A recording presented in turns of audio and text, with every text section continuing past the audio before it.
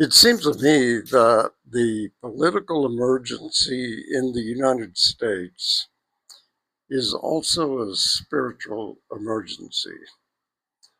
The reason the criminals have been able to take over the government and be led by a arch criminal, dementia-ridden, narcissistic human being. It's hard to know what words to search for there, but the reason that could happen is there is a spiritual failure, of a spiritual emergency, a spiritual deficit that actually has persisted in the United States for a long time, and so it's come to a head. The the American capitalist system that regards human beings as uh, simply tools to make money with, and um, doesn't actually see them as sentient beings with a soul, is inhuman. It is something that is as far away from spirituality as anyone can imagine. Now, human beings have actually been in this mode for a long time, and not all people, obviously, but the ones who are the worst are the ones who rise to the top in this kind of system, because they are favored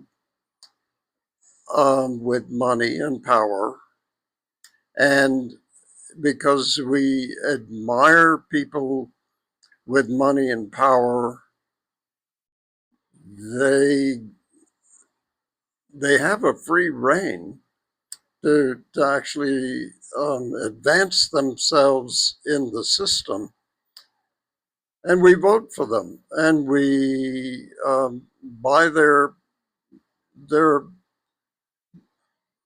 shtick, and um, it's really our fault. It's really a common spiritual blindness that is common and is cultivated in our society. What we have is an educational system that favors competition and comparison and rising above other people.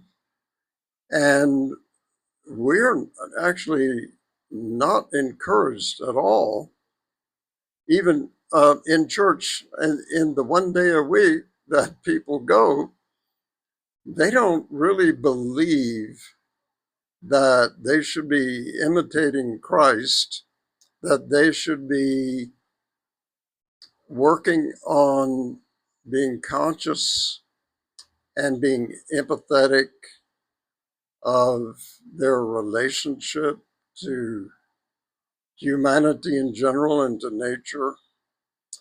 Uh, they may sit there and be preached at for one day a week, but when they get out into the world, none of that applies.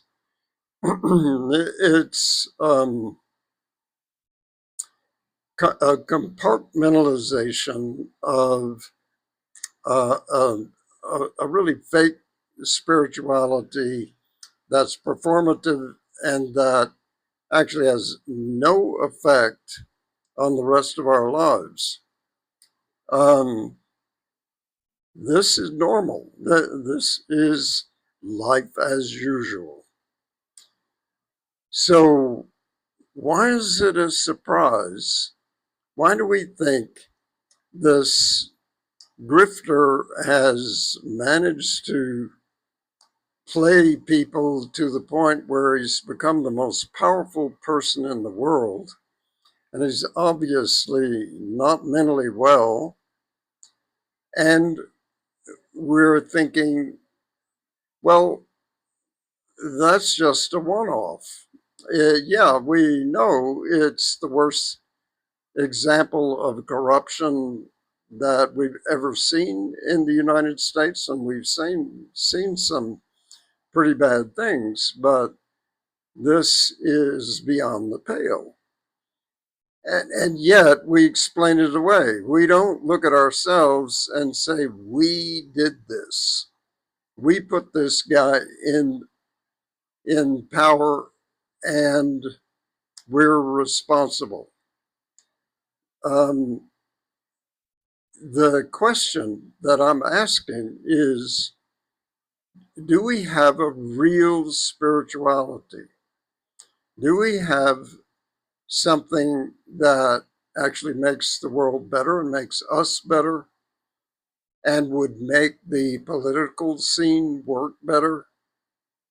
I don't think we do. And I think that's where we need to put our focus so that we can actually be the kind of people that foster good governance, that actually create it and care about other people and not just ourselves.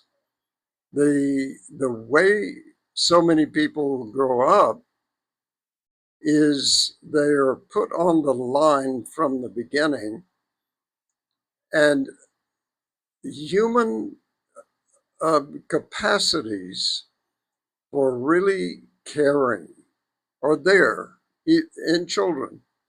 But if they are not fostered, if they're not cultivated, we're going to end up with what we've got. And this is where we need to start. We actually need to start with ourselves and what kind of minds we have and what kind of hearts we have. And I think it's worth thinking about that.